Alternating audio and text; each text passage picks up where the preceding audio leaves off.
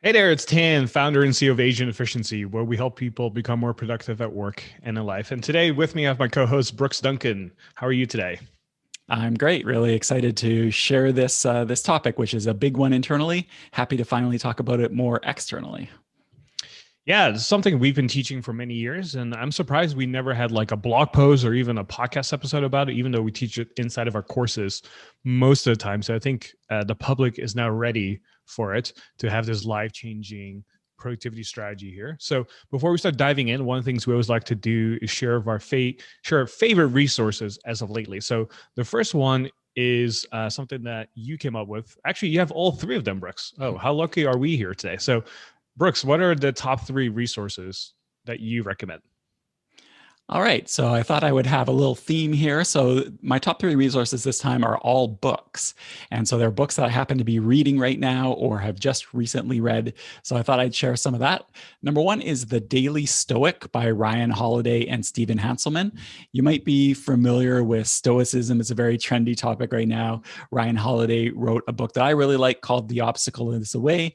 This one is a different format. It's 366, very, very short. And the idea is to read one per day. They're dated, and they're just very short quotes from a Stoic like Epictetus, and all the rest of them. And so a very short quote from that, and then kind of like a little description of the things to think about. And it's really interesting how you can take these ideas from 2,000 years ago and apply them to your day today. That's number one. Number two is called Leadership in Turbulent Times by Doris Kearns Goodwin. This is an audiobook that I'm actually halfway through right now. And even though I'm Canadian, I'm always fascinated by historical US presidents. And so if you're not familiar with Doris Kearns Goodwin, she is a very well known person who's been writing presidential biographies for decades and decades. And so this one, again, takes a bit of a different perspective. It goes through the early life of and the political life of Abraham Lincoln, Teddy Roosevelt, Franklin Delano Roosevelt, and Lyndon B. Johnson, and takes leadership lessons from their presidencies that we can apply to what we do right now.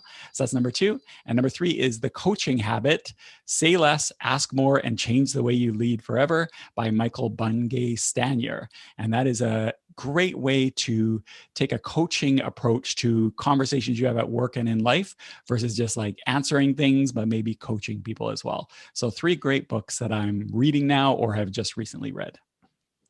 And we'll have links to everything that we just mentioned in the show notes. So don't worry if you missed something. You can always go to theproductivityshow.com/345 and get them there. All right. So three times rule. So if you're new to the productivity show, I think you're going to get a lot out of this. If you've been following Asian Efficiency for a while or the podcast for a while, you might have seen or heard us talk about this every now and then. But whether you're brand new, intermediate, or advanced in productivity, I think everyone will benefit and learn something new here today that will make you more efficient. And just to kind of give you a heads up, next week's episode is all about our writing tools and our writing process. So if you want to figure out and learn how we get so much writing done in less time and which tools we use and how we do it, I think you're really going to enjoy next week's episode as well. And today's episode is also inspired by a training that we have coming up for Dojo members. So Dojo is our private community that comes with coaching and accountability. And every single month, we have a live training that we do in front of our audience, in front of our members, where we try to help them implement something.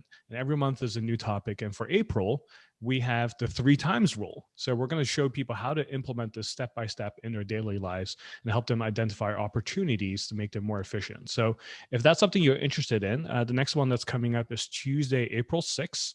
And if you're listening to this a little bit after that, you can always watch the recording if you're a Dojo member. So if you want to join and check it out, go to theproductivityshow.com/implement. Again, that URL is theproductivityshow.com/implement. So Brooks, let's start diving in here. So what is the three times rule?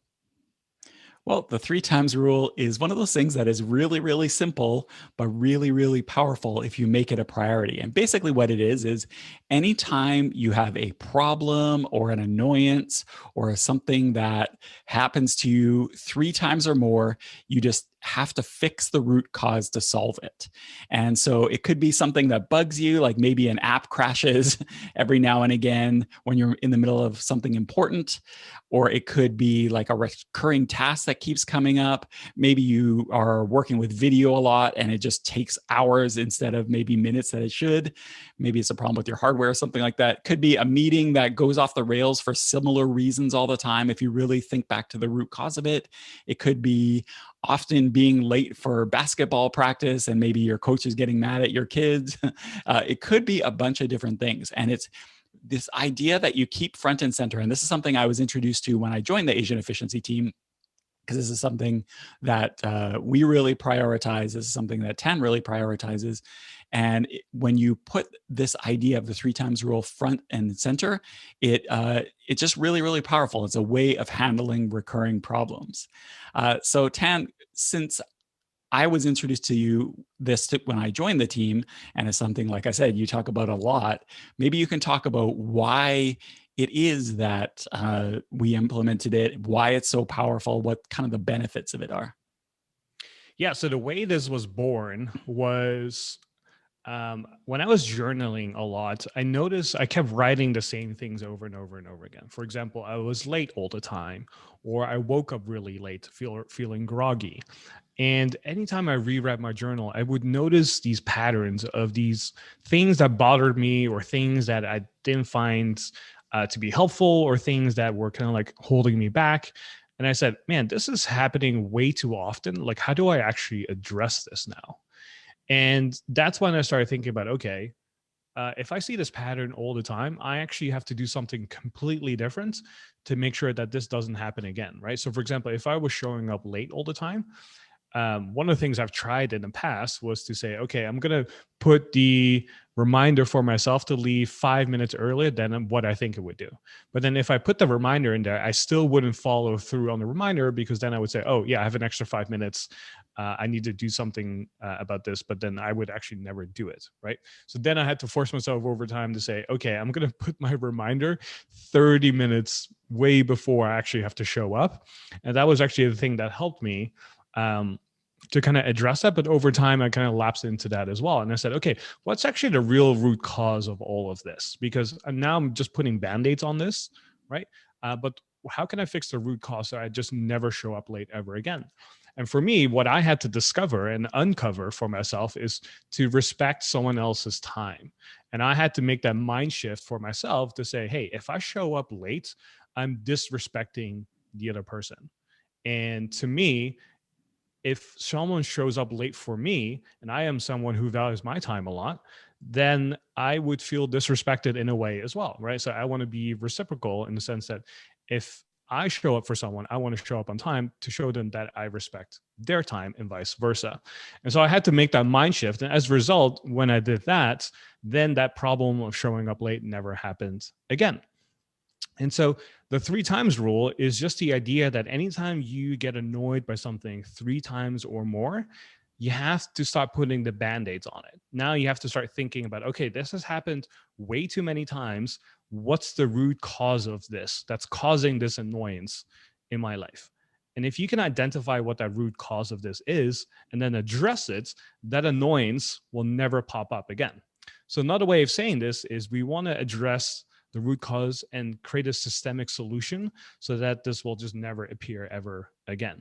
And so that's why the 3 times rule is so powerful. And it started off by just addressing the annoyance in my life, just the things that really bothered me, the things that I noticed, like, hey, this is coming up way too often, right? So different scenario would be something like, if I see a particular bug report from different customers, then I know, okay, there's a bug somewhere. It's causing the same problem. Customers are having issues with this.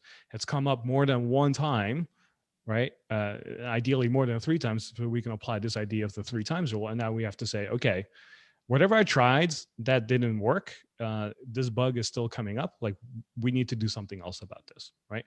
And so when you think about this in your own life, there's probably a lot of things in your life where you go, this has happened more than 3 times now. And you try different things to kind of address it, but nothing really stopped it from, appearing again. So they have to rethink about the solution and say, okay, what's actually the root cause of this, and then address it. Yeah, and some flags that might come up to you when you to let you know that you might be in a three times rule situation is if you're thinking to yourself like, I'm just too busy to deal with this right now. I'll look into it someday, or it's not really worth digging into this. It's just fast for me to deal with it now. Or maybe something comes up and you think, oh, I need to do something about this, but then you completely forget about it until the next time it comes up. Maybe you're filing away documents on your computer and you manually do it and you think, oh, I should really set up an automation for this, but then you just don't do it. Once this happens a few times, those are like some flags that might come up to you to say, okay, let's start paying attention to this, apply the 3 times rule, and just take care of it once and for all. Because these little things, it's easy to come up with these little random workarounds to things, but usually, at least we think so, it's harder to fix the root cause of it. But these little things are like time, energy, and attention leaks. We talk about the T framework all the time on the podcast. We covered it recently on TPS345. And really, the more time, energy, and attention you can improve, the more productive you're going to be. So it's amazing what we as humans will put up with, but the 3 times rule helps you break that chain and actually enable you to move forward. Yeah, and this is something that kind of reminds me of the 2-minute rule that you learn in getting things done, which is something that I found to be very helpful to know. And it has kind of like a catchy name, right? The 2-minute rule. And if you are familiar with GTD or getting things done, the 2-minute rules basically says, if something takes less than 2 minutes to do it right away and just get it done. And instead of creating a task and putting on your list, like if it takes less than 2 minutes to do, just do it right away. All right. And that's such a simple rule, but it changes everything. And it really changed the approach I had when it comes to a lot of things, whether it was like processing emails or just like going through my backlog of things to do. And I feel like the 3 times rule, which is basically a different rule, has kind of like a very similar impact, right? So the idea there is with the 3 times rule, if something annoyed me 3 times or more, I have to fix the root cause of it going forward. I cannot just apply the same band-aid anymore. I actually have to address this at the root so that I can create a systemic solution so that it will never happen again. I will never be annoyed, or I will never deal with X, Y, and Z ever again, right? And so most people kind of like you mentioned, Brooks, they just kind of deal with it, right? And where it's especially troublesome is if something happens more than 3 times, but it's spaced out over a long time. Like if something happens 3 times in 1 week, you go, yeah, no, this is happening way too often. It's too annoying. Let me fix it right away. But if it happens like once a month or something like that, then it's really easy to say, oh, I'll just let it slip and I'll just, deal with it every now and then. But then it happens like 12 times a year, which is kind of annoying when you think about it. All right, so we are going to go through some examples of the 3 times rule.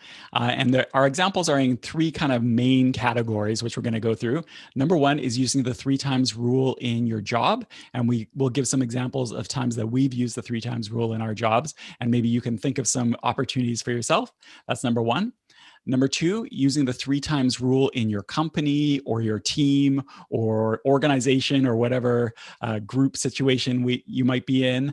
And number 3 is using the 3 times rule in your personal life. We've been talking about it so far a lot in work context, but you can apply the 3 times rule anywhere in your work or your personal life. So I might as well start with an example of using the 3 times rule in my job. And the first thing that popped to mind is actually related to recording the podcast. Because every time we record, I have a checklist of things to do. And that's great. We're big believers in checklists. But I realized that I was doing the same thing every single time. And this adds up because, we record a podcast a week essentially. So there's a lot of like starting up this program, opening up this folder, moving this window over there, making sure this is ready to go. Like there's a bunch of different steps as you can imagine. So I realize that I'm doing the exact same things every single time. maybe I can automate some of that. So what I did is I made an automation on my computer that I start, and it's a button that I press right before we start recording. And basically it brings up the show notes. It starts the recording software. It creates a new folder to copy the recording into. It adjusts the windows exactly how I want them on my computer. It goes into Zoom, and none of this is earth shattering, but it just saves me time and stops me from missing steps every single week. So for myself, I use a program called Keyboard Maestro on the Mac. And we actually have a guide to Keyboard Maestro on the Agent Efficiency blog. So we'll make sure to link to that in the show notes. But just doing this, I did it once and it pays off now every single week. And it was that concept of the 3 times rule of realizing this is something I could improve that really paid off for me. Yeah, and I like that approach that you took, because my approach started off with annoyances, where I was like, "Oh man, this is not that great. I don't like this," and you kind of took it with a different spin to say, "Hey, how do I optimize something that I do repetitively and do it a little bit faster?" You weren't necessarily annoyed, I would say, but you were like, "Hey, this is like suboptimal. This could be way more efficient and more effective," and I really like that idea as well. And you can apply the 3 times rule in that sense too, right? Like if you do something repetitively, you might as well streamline it and optimize it to save like 4 or 5 minutes a day. Imagine doing that for like 5 different things, and you probably have like an extra hour available to you. One thing I want to mention, we record these episodes live with our Dojo members, which is our productivity community, and our TPS Plus members, which you can learn more about at theproductivityshow.com/plus. That is our special version of the Productivity Show, where we talk about, where you get your episodes a week early without ads. And one of our Dojo members, Neil Tara, she's a star. She gave a great example of a 3 times rule that she uses, which is she realized she was hitting forgot password more than 3 times on many websites. And that was a sign to her that it was time to like clean out her passwords and start using a password manager, which we talked about in a recent episode. And that's a great example. If you notice yourself doing something annoying 3 times, it's time to take permanent action. Now, how about you, Tan? Do you have an example of using the 3 times rule in your work at Agent Efficiency or here on the podcast? Yeah, I mean, and I apply this rule every single day if I can to anything. So just a recent one that I had was I'm a big OmniFocus user. So OmniFocus is my preferred task manager or to-do list app. And it had a really weird bug where it would just appear every now and then. It was super random. And then the due dates would interpret the date formatting incorrectly. And this would happen maybe once every 15 times or so. So usually it would work just fine, but sometimes I would reset it to December 31st, 2000. And I had no idea what this weird bug was. It was really frustrating because sometimes it was fine and sometimes it wasn't. And so eventually I said, okay, I'm normally not the type of person that files a bug report, but this happened more than 3 times. And I went, okay, no, I'm sick of this. Like I'm going to file a bug report, and I'm going to write them a separate email as well to let them know that this is really annoying. And so I wrote them an email, and I got a really nice response back from the support team, and it said, "Hey, yeah, this is a really weird bug due to a recent Mac OS upgrade, and we're fixing it. We're trying to figure it out because some customers have it, some customers don't. But here's a short-term solution to it right now." And so I had to change some internal setting, how dates are being presented in my computer, to kind of fix it, but it would still show up every now and then. And it wasn't until they actually released a permanent update that kind of addressed it that it finally made it go away.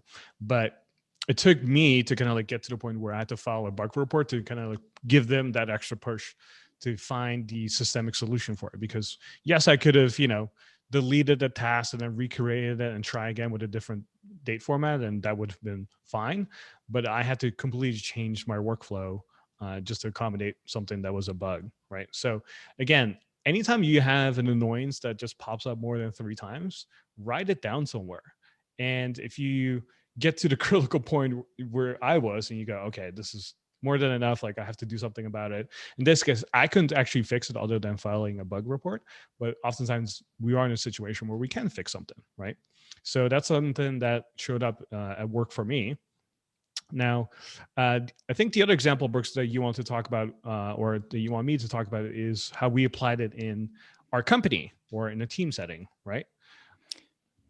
Yeah, and this is we a lot of times we think of the 3 times rule as something you apply personally, which obviously it is. We've given some examples of that, but it's something that you can apply to your organization, your team, your small little group that you work with. This is something we talk about a lot in our sprint meetings. We have sprint meetings every 2 weeks, and we talk about things that came up during the last sprint. We review them and do a retrospective so we can improve in the future. And we apply the 3 times rule very, very heavily in those meetings, where if we notice, and usually it's Tan that notices these things, if there's things that have come up a couple of times, 3 times generally on in our sprint meetings, that is a sign that we need to take some sort of action so that it doesn't come up the 4th time. How about you, Tan, as the CEO and the product owner? What are some other examples that you've applied the 3 times rule for the company versus just in the stuff you personally do? Yeah. So just some examples that come to mind is we get a lot of emails from people, especially ever since we started the podcast 5 years ago. And a lot of people now know that we have a really, wide reach, and we have a really popular podcast. It's the #1 productivity podcast right now. And so we get daily emails, like 5 to 10 emails a day from people saying, "Hey, we love your podcast. Like, is there any way I can appear as a guest on your show?" And we're very selective who we let on. Usually it's a pre-existing relationship or a recommendation that we get from someone. So it's usually never someone that just cold emails us and comes on the show. It's very rare. And so we were getting just so many emails that we created a generic email response, like a simple template that basically said, "Hey, sorry, we don't accept guests on the show right now. Thank you so much. Hope you enjoy the show." Yada, yada, yada. Right. And many of you can implement something like this very easily, just creating a generic email template or reply to a typical email that you get. And that's just another form of implementing the 3 times rule, because we were just getting so many emails. Hey, let's apply this idea to this as well. Another thing that we do is we have a weekly team meeting. So every Wednesday is our meeting day. And one of the things we look at is customer feedback. So we constantly collect feedback from customers. And we have a section as part of our meeting agenda to go over customer feedback. And the tricky thing with customer feedback is that obviously the way people report something or describe something is very different, and people use different words and different things to describe a challenge or a problem that they're having, right?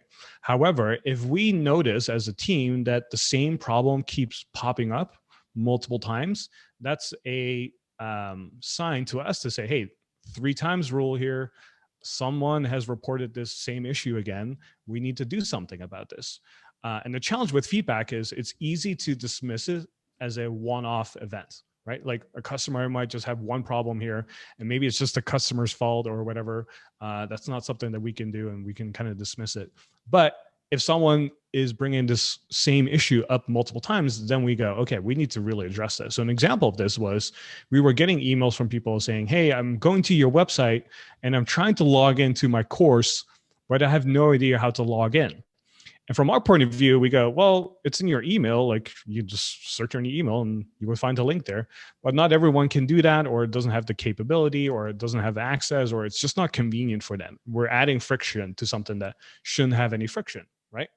And so that's why we started adding on the main website a link to log in. So if you go to asianefficiency.com, if you see or if you look at the top menu now, the navigation, you'll see that there's a link down to log in. And that came into existence because we were getting feedback from people that they said that they couldn't find a login to access their courses and purchases, right? And so that's a customer-driven feedback feature that we created. So just another example. And then another example that we have is everyone on the team has their daily to-do list public in our sort of like software that we use called Atlassian Confluence. So it's kind of like an internal wiki. So everyone posts their daily update, as we like to call it. And we have a very specific format. It's like DU Wednesday, right? And then February something, or March something, or April, like YYYMMDD kind of format. So we can easily sort stuff. But it's really easy to misspell different things. And how many times have we started our day where we go, "Oh, what day is it again?" is it the 17th? Is it the 18th? Right. And so we all created a text expander snippet to just type that out automatically for us. So now anytime someone joins the company, one of the first snippets we give people is just use this daily update text expander snippet. So you'll never misspell it and it will always have the right date. And then some of us are a little bit more advanced and we have a snippet that will put the date of tomorrow on the title as well. So just to kind of like show some different examples of how you can use it. Yeah, and the funny thing is the 3 times rule can build on itself as well. So the first 3 times rule was creating the snippet for putting the title, and then the second example is over time. We also have like a table format as well, and after doing it a few times or a number of times, Tam was like, is there some way we can make a permanent template in Confluence? So he asked me, and then we figured it out as well. So then it was the annoyance of making the table that led to another one, and I'm sure someday it will lead to another improvement as well. And this is the great thing about the 3 times rule is once you get past one little roadblock, then later you can improve it more, and later you can improve it more, but you would have never gone from point A to point C without that improvement of A to B first. All right, so that is the 3 times rule in your company or your team. Let's wrap it up by doing the 3 times rule in your personal life, because like I said, it's not just for work stuff. One example that I have is that my wife and I noticed that a pattern kept happening on days when we were busy at work, maybe had a tiring day or whatever. We would constantly be, or not constantly, but often be getting takeout for dinner. And it was mainly because it wasn't so much that my wife, she's the main cook for health and safety reasons. It's not so much that she didn't feel like cooking. She actually finds cooking very relaxing and therapeutic. It's that she didn't feel like figuring out what to make. That was the big stumbling block. And that's what ended up us getting sushi or whatever. So our solution to that, once we talked about it, was to have on our family calendar, which used to just have events that was happening throughout the week, to have the breakfast, lunch, and dinner every day on the family calendar as well. And we just, figured that out on Sunday as a family generally. And just doing that has just so dramatically cut down on our takeout ordering, because there was never any figuring it out. And then also nobody has to wonder what's for dinner tonight. It's there right on the calendar in orange. So we talked about the family calendars in TPS345, and I think there's a link in that to an example of what I'm talking about. But that was an example of noticing a pattern, applying the 3 times rule to our family life, and it's saved us money and made it healthy eating for the family as well. Oh, I love that. Yeah. So definitely check out TPS345 if you want to learn more about family calendars, because I think they're really underrated and most families would benefit from having one. And I love your personal examples there, because I'm always learning from you, Brooks, in terms of what's going on there and how to apply it and how other families could use it. Because my examples are always like very different, right? So in this case, the way I use the 3 times rule in my personal life is charging my iPhone. So I don't know about you, but I don't like, and I personally never use the default cables that come with your iPhone to charge it, because they're always so short. And if you're like me, you probably need a long cable to be able to charge your phone next to your bed, or like in your living room, or next to your couch, right? You don't want to be bending over and like reaching, or like, putting much effort into actually charging your phone. So if you're lazy like me, the solution, or at least the 3 times rule solution that I came up with, was purchasing a longer cable. However, I had another issue, which was sometimes I have to charge my Kindle, which uses a mini USB port, or I would have some other device like the Theragun, or some other device that I use that I would have to charge, but oftentimes they use a mini USB port to charge stuff. And so I would have like one outlet where then I have to like swap cables, to swap the lightning cable that charges the iPhone, to swap it with a mini USB cable so that I can charge my other device. And that just like would lead to like a lot of cables laying around. And I had to swap stuff, I had to find stuff, and it looks disorganized. And I said, okay, this has happened more than 3 times now. I'm just annoyed by this. Like, what do I actually do about this now? So I came up with a solution, which was, I was wondering, is there a cable that has two outlets, meaning a cable that can charge both an iPhone and a mini USB device? And the answer is yes. There's actually a lot of cables like that out there. So the one I happen to use is called Cable Creation, which is 4 feet long, and it cost me about $6. And it can charge an iPhone, which has a Lightning port, and also mini USB devices on the same cord. And it doesn't look all frantic with like multiple extensions or anything like that. It's really streamlined, and it's the best $6 I've ever spent in terms of addressing the 3 times rule in my life. So now, if I have to charge something, I just take the cord, which is already plugged in, and then just use the outlet that it needs to charge the device that I want. And so now when I'm laying next to my bed, for example, or I'm next to my couch or anywhere else on a counter, I know that that cable will always charge both devices. I don't have to ever swap devices or anything like that. So I have like multiple really long cable creation cables around my home. And then recently I kind of took it up a notch even further, because again, I'm taking my laziness to the next level. And I said, okay, if I'm in bed and I want to charge my phone, I have to like roll over and somewhere in the dark, find this cable somewhere, plug it in. And if you ever tried to charge your cable or your phone in the dark, it's kind of like a game trying to make sure that it fits. Right? I said, okay, 3 times, no more. So I went the wireless route. So now I have like a wireless pad next to my bed. So I can charge my phone on there by just putting my phone down, and I was charging automatically. So I never have to look for a cable ever again. So again, just took it to another level just by implementing the 3 times rule. So it can start with an annoyance and then transform into something where you're just trying to optimize something that makes your life a little bit easier and more convenient. It's funny how much happier a long charging cable can make you. There's just something about having an extra long charging cable that's just so handy in so many different areas. All right, so some other examples of the 3 times rule from the live stream. Jeanette has a great example. So every year when organizing taxes, you find you should have to like scramble and take a whole weekend collecting everything and figuring out what she needs. So one year she created a list for everything that she needs. So now when it's time to get stuff, she just checks off the things on the list, and it only takes 2 hours versus the whole weekend like it used to be. So that's a great example. Another example is by Neil Tara again, where she has an adjustable desk, but it's a manually adjustable desk. And anyone who's had a manually adjustable desk will know how it seems like a good idea at the time, but it just gets really annoying moving it up and down, and we don't end up doing it. So what she ended up doing is getting a laptop stand that is adjustable, because she got tired of either being in suboptimal situations or having the annoyance of dealing with the manual adjustment desk.